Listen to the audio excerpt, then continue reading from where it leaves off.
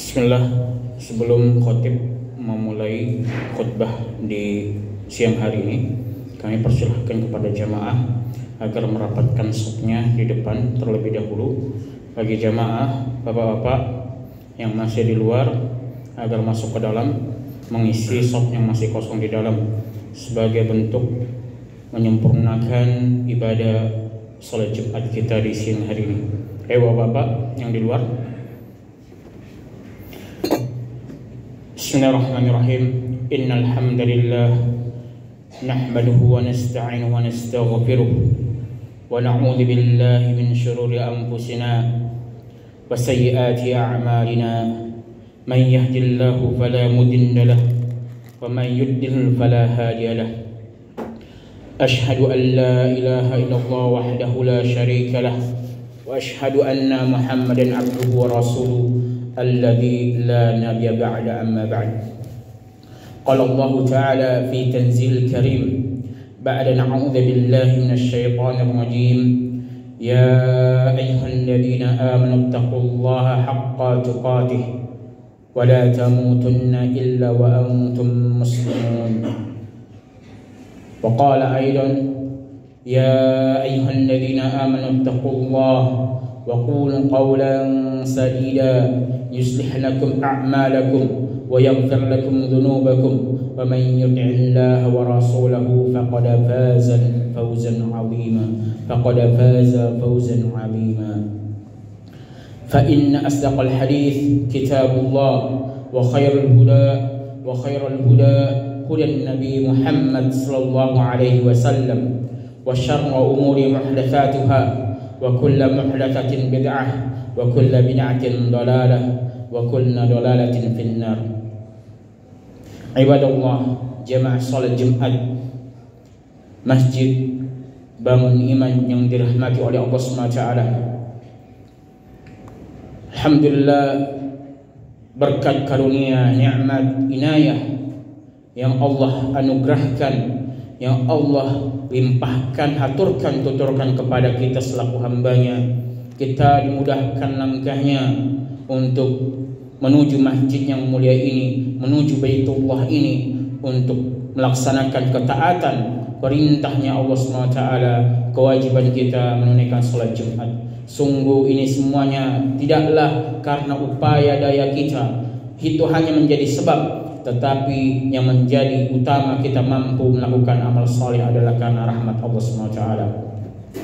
Selalu berikan salam, semoga selalu tercurahkan kepada Nabiullah Khalilullah Rasuluna wa Habibuna Muhammad sallallahu alaihi wasallam, dan kepada para ahli baitnya, para sahabatnya radhiyallahu ajma'in, dan kepada orang-orang yang senantiasa thiqah, istiqamah meniti jalan sunnah ini, meniti manhaj salaf ini sampai ditegakkannya hari kiamat nantinya.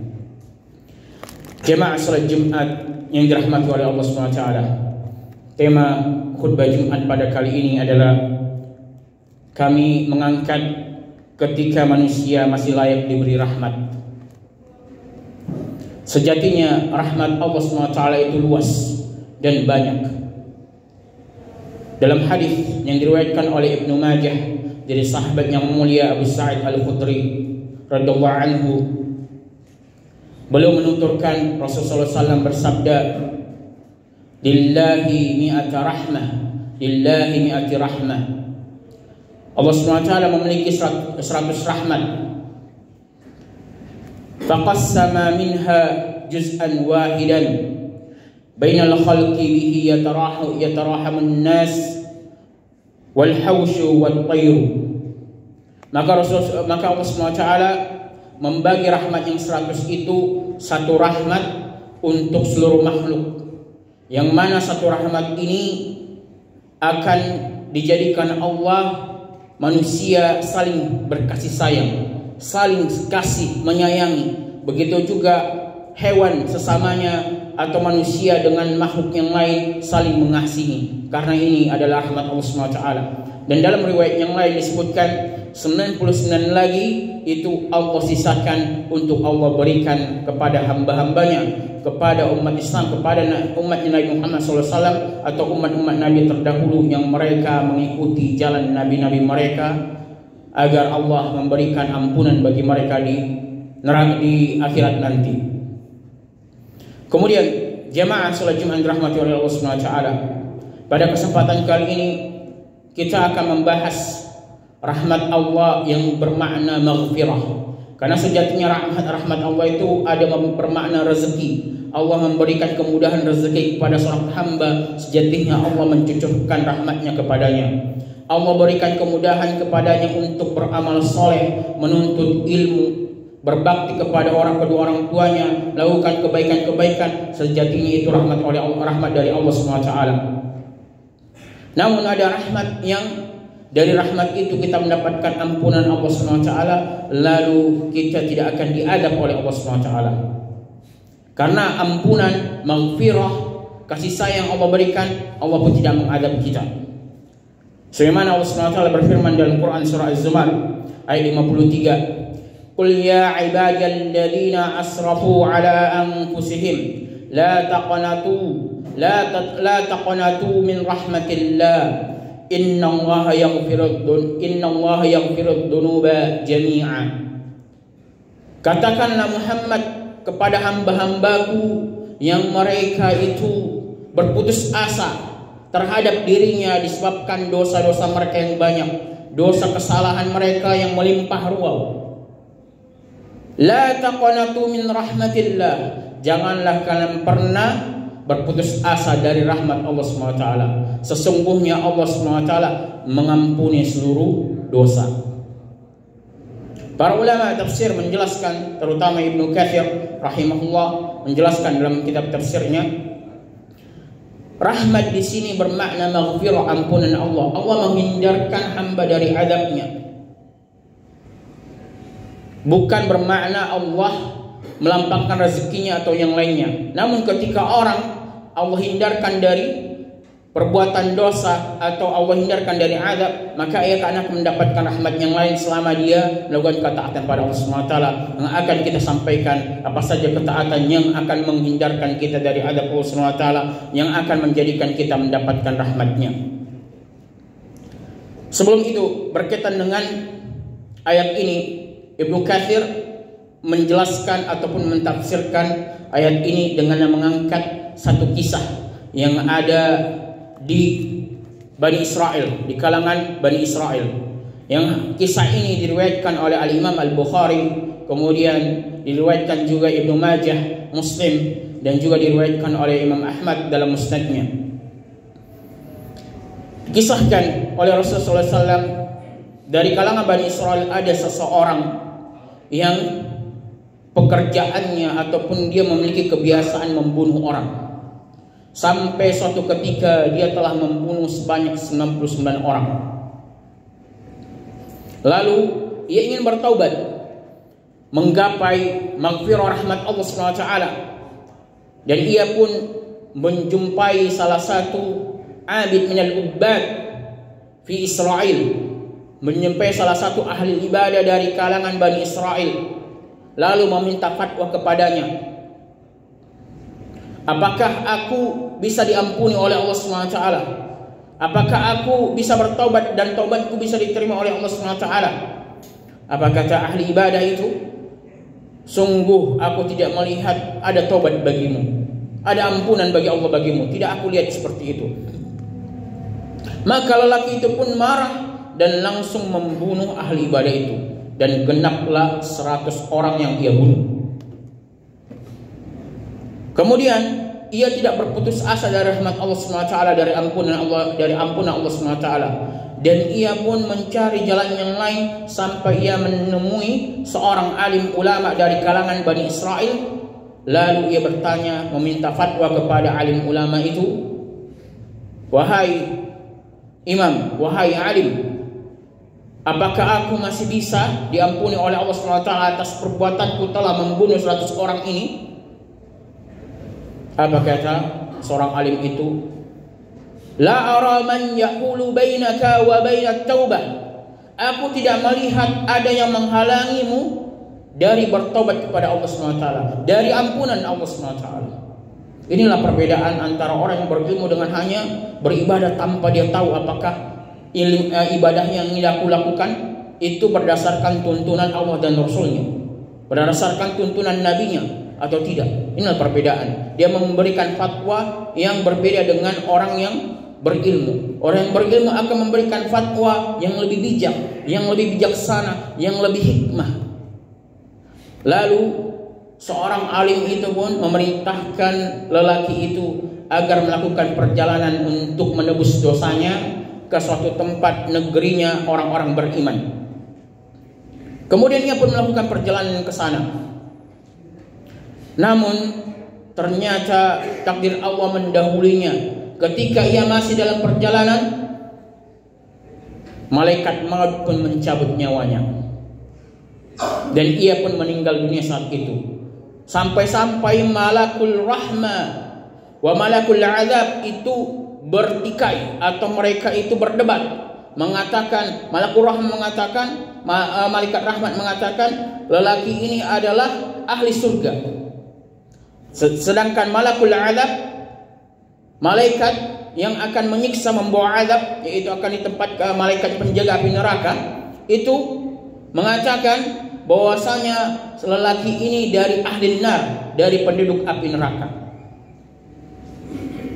Kemudian Allah SWT melihat pertikaian mereka itu, perdebatan mereka itu. Lalu Allah SWT pun memerintahkan kepada kedua malaikat ini agar mengukur jaraknya lelaki itu, mana yang lebih jauh, mana yang lebih dekat, ya. Apakah dia lebih dekat dari kampung halaman tempat dia dahulu berbuat dosa maksiat, membunuh 100 orang tadi, atau dia lebih dekat ke negeri yang ia ingin bertobat di tempatnya. Ternyata ketika diukur, ternyata badannya lebih dekat ke arah tempat yang ia tuju, negerinya orang-orang beriman tadi. Lalu malaikat rahmat pun mengangkat, membawa jasad, membawa ruhnya laki-laki ini untuk ditempatkan di surganya Allah SWT. Berkaitan dengan hadis ini atau kisah ini, ada ta'liq, ada komentar atau tambahan dari Ibnu Katsir rahimahullah dalam tafsirnya mengenai ayat yang tadi kita bacakan, Az-Zumar ayat 53. Wa dzukira annahu na'a bi sadri indal mauti wa anna Allah tabaraka wa ta'ala amara al-baladata al-khaira an taqtariba wa amara tilka al-baladata an tataba'ada. Disebutkan oleh Ibnu Katsir, ia menukil dari perkataannya para ulama bahwasanya ketika lelaki itu menjemput ajalnya, Allah takdirkan menyondongkan, memiringkan badannya menghadap ke arah negeri yang ia tuju, kepada kampung halaman, kepada desa atau kampung yang ia tuju. Lalu Allah memerintahkan kepada negeri atau kampung yang sedang ia tuju untuk bertobat itu agar mendekat kepada lelaki yang tadi itu, dan negeri tempat ia berbuat dosa maksiat yang dahulu itu agar menjauh. Inilah salah satu rahmat Allah, kasih sayang Allah, ampunan Allah. Allah takdirkan negeri itu bisa menjauh, negeri itu bisa mendekat, dan itu kuasanya Allah SWT. Hanya Allah yang mampu melakukan itu karena ia ridho kepada hamba dari kalangan Bani Israel itu. Namun tersisa bagi kita jamaah sekalian, apa yang bisa kita persiapkan agar kita menjadi manusia yang masih layak mendapatkan rahmat berupa maghfirah, dihindarkan oleh Allah SWT dari azabnya di dunia ini ataupun di akhirat. Ketahuilah Bapak-bapak sekalian, jemaah yang dirahmati oleh Allah SWT, bahwasanya azab itu tidak menunggu Anda di akhirat. Azab itu bisa datang ketika Anda masih hidup di muka bumi ini. Dan azab itu ketika telah datang di muka bumi ini, belum tentu ia telah selesai dan akan tetap menunggu Anda di akhirat. Sehingga Allah SWT berfirman, "Wa ma asabakum min musibatin fabima kasabat aydikum." Tidaklah kalian ditimpa musibah kecuali dikarenakan perbuatan kalian. Berdasarkan ayat ini, para ulama tafsir menjelaskan bahwasanya musibah itu terkadang bukan karena ujian, bukan bukan karena cobaan, namun karena dosa-dosa kita, adab yang Allah timpahkan kepada kita. Sehingga introspeksi diri kepada diri kita masing-masing. Ya, jangan malah ini ujian, cobaan dari Allah SWT, bisa jatuh itu adab bagimu. Adab yang telah Allah siapkan kepadamu karena dosa yang tetap engkau lakukan. Kemudian jemaah salat Jumat yang dirahmati oleh Allah SWT, ada 4 hal yang bisa kita menjadikan tabungan akhirat atau tabungan kita di dunia ini, yang bisa menghindarkan kita dari adabnya Allah SWT, menjadikan kita manusia yang layak mendapatkan rahmat dari Allah SWT. Apa itu? Yang pertama adalah kita senantiasa bersyukur dan beriman kepada Allah SWT. Allah SWT berfirman, "Ma yaf'alullahu bi'adabikum in kuntum in syakartum wa amantum." Allah SWT tidak akan mengadab kalian jika kalian senantiasa bersyukur dan beriman kepada Allah SWT. Makna bersyukur di sini disebutkan oleh Al-Imam Ibnu Katsir yang menukil dari para sahabat radhiyallahu ajma'in. Makna bersyukur di sini adalah aslahtu mil amal, kalian senantiasa memperbaiki amal soleh kalian. Tidak merasa cukup amal solehnya sudah pas-pasan seperti ini, namun ia berusaha memperbaiki amal solehnya. Apa yang masih kurang? Dari awalnya dia hanya fokus dengan yang wajib, ia tingkatkan dengan melaksanakan yang sunnah. Dari yang awalnya yang wajib itu hanya melaksanakannya itu di rumah saja ketika sholat fardu, dan ia tingkatkan menjadi berjamaah di masjid. Dari yang awalnya dia hanya puasa Ramadan, dia tingkatkan menjadi amal soleh sunnah puasa yang lainnya. Dari yang awalnya dia memiliki ta'ajjub, memiliki kesombongan, memiliki udhub dari dirinya, ketika beramal soleh itu ia tingkatkan menghilangkan nilai penyakit-penyakit hati itu untuk mendapatkan ikhlas lillahi ta'ala. Kemudian yang kedua adalah beriman, senantiasa kita beriman kepada Allah dan Rasulnya. Makna iman di sini bersangkut paut dengan rukun iman yang kita hafal bersama. Kita semua menghafalnya, dari kecil kita hafal, namun banyak dari kita tidak memahami konsekuensi iman kepada Allah ini. Iman kepada Rasul itu bagaimana? Maka ini penting kita meningkatkan iman itu dengan belajar, memahami apa makna iman kepada Allah SWT. Sebutkan oleh Imam Ibnu Katsir, makna al-iman kepada Allah SWT adalah tauhid, mentauhidkan Allah, mengesahkan Allah SWT. Bagaimana mengesahkan Allah ini? Maka pahami bagaimana bab tauhid itu, bagaimana kitab tauhid itu, bagaimana akidah kita. Kemudian bentuk kita beriman kepada Rasulullah SAW adalah apa? Dijelaskan oleh para ulama. Salah satunya adalah bermakna asyhadu anna Muhammadar Rasulullah, adalah kita meyakini bahwasanya apa yang dibawa oleh Nabi Muhammad SAW adalah benar. Maka jika Anda meragukan hadis Nabi Muhammad SAW, satu hadis pun Anda ragukan, satu perkataan perbuatan Nabi Muhammad SAW Anda ragukan, maka terancam keimanan Anda. Aqulu qouli hadza astaghfirullah li wa lakum fastaghfiruhu innallaha ghafurur rahim.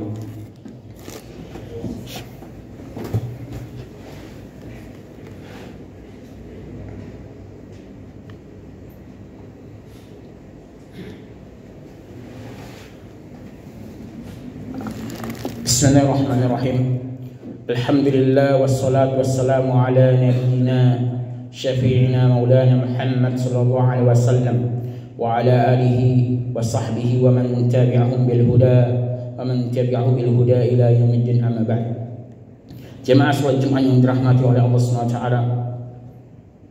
adapun cara yang kedua, yang ketiga, agar kita menjadi manusia yang layak mendapatkan rahmat, ampunan, dan dijauhkan oleh Allah SWT dari azabnya, adalah senantiasa beristighfar, bertaubat kepada Allah SWT.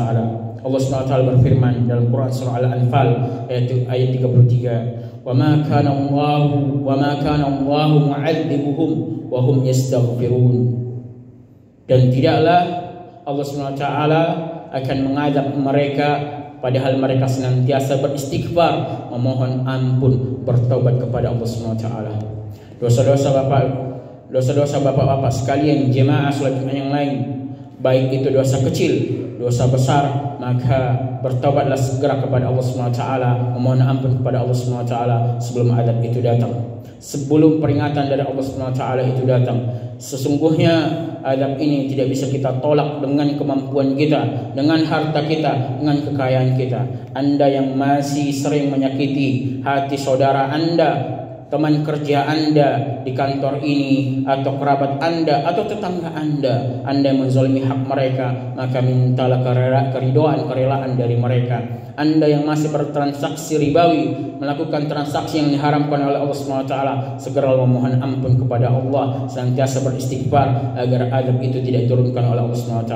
Maka jangan heran ketika di suatu tempat Allah tidak habis-habis menurunkan azab kepada penduduk itu. Sungguh azab Allah itu tidak hanya berupa bencana alam, tidak, tetapi kesulitan negeri itu dari sisi ekonomi, dari segi pemerintahan, dari segi hal-hal sosial budaya, pertikaian yang terjadi itu dikarenakan perbuatan dosa maksiat yang dilakukan oleh manusia, sehingga kita dituntut senantiasa untuk segera menjemput maghfirah ampunan Allah SWT, agar kita mendapatkan ampunan dan rahmat dari Allah SWT.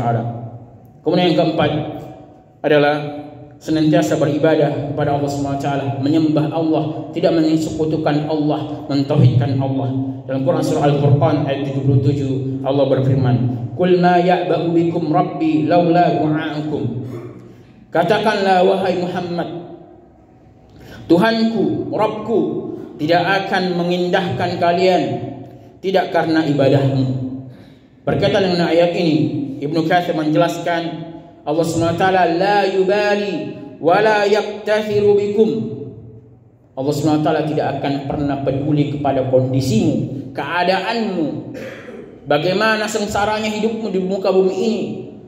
Idza antum lam tuwahhidullah, jika kalian belum mengesahkan Allah SWT, lam ta'buduhu, tidak beribadah kepadanya, enggan beribadah kepadanya, bermalas-malasan beribadah kepadanya. Fa innama khalaqallahu al-khalqa, karena sesungguhnya Allah menciptakan makhluk ini lil ibadah, li tauhidihi, untuk mengisahkan Allah SWT, untuk beribadah kepadanya. Maka jangan heran ketika kita merasa diri kita ini sangat jauh dari rahmat Allah, sangat jauh dari perhatiannya Allah SWT. Sesungguhnya Allah sedang tidak memperdulikan kita, tidak memperhatikan kita karena perbuatan kita sendiri, yaitu tidak mau beribadah pada Allah SWT, tidak maksimal melakukan ketaatan ibadah pada Allah SWT. Adapun yang kita bahas pada kesempatan hari ini, poin-poinnya yaitu kita senantiasa bersyukur, memperbaiki amal soleh kita dengan semaksimal mungkin kita mampu, lalu kita beriman kepada Allah SWT. Yang ketiga, kita senantiasa memohon ampun, beristighfar, bertobat kepada Allah SWT. Kemudian yang keempat adalah senantiasa kita meningkatkan ibadah kita kepada Allah SWT, agar kita menjadi hamba manusia yang layak mendapatkan rahmat dari Allah SWT. Allahumma salli ala Muhammad wa ala ali Muhammad kama sallaita ala Ibrahim wa ala ali Ibrahim fil alamin innaka Hamidum Majid. Allahumma barik ala Muhammad wa ala ali Muhammad kama barakta ala Ibrahim wa ala ali Ibrahim fil alamin innaka Hamidum Majid. Allahumma ighfir lana وللمسلمين والمسلمات والمؤمنين والمؤمنات الأحياء منهم والأموات إنك سميع قريب مجيب الدعوات يا قاضي الحاجات. اللهم اغفر لنا ولوالدينا وارحمهم كما ربونا صغارا. اللهم انصر إخوان المسلمين المستضعفين في غزة خاصة وفي فلسطين عامة وفي جميع العالم عامة. اللهم إنا نسألك الهدى والتقى والعفاف والغنى. اللهم ثبت قلوبنا على طاعتك وصرف قلوبنا على طاعتك. ربنا ظلمنا أنفسنا فإن لم تغفر لنا وترحمنا لنكونن من الخاسرين. ربنا آتنا في الدنيا حسنة وفي الآخرة حسنة وقنا عذاب النار. وآخر دعوانا الحمد لله وأقيم الصلاة.